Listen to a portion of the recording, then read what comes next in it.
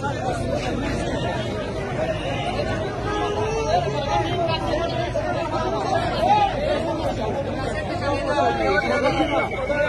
جی بالکل د په تحصیل ښار صدیق آباد پاټک میلې ګراوند سره د اسسټنټ کمشنر ناوګی فیصل اسماعیل په ګاډي باندې دغه بمي چاودنه شوې ده. ویل کېږي دا هم چې دغه خودکش دماکه ده.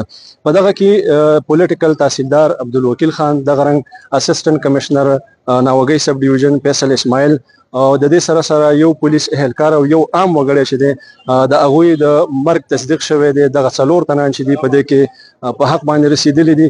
د باجوړ ډیپټي کمشنر شهید علي خان، دغه رنګ د باجوړ ډسټریکټ پولیس افیسر وقاص رفیق هم د هډ کوارټر هسپتال ښار دوره کړې ده، د زخمیانو عیادت یې کړی دی او دغه مردخانې ته هم ورغلي، دغه مړو تصدیق هم شوی دی.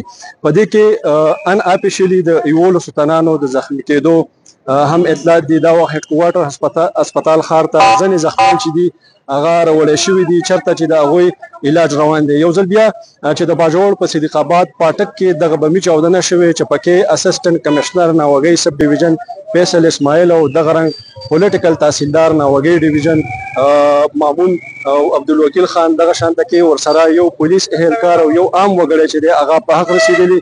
د 11 تنانو د زخمي اطلاعات دي. څه زخمیان چې دي هسپتال ته راوړی شوي دي چېرته چې د هغوی علاج روان دی.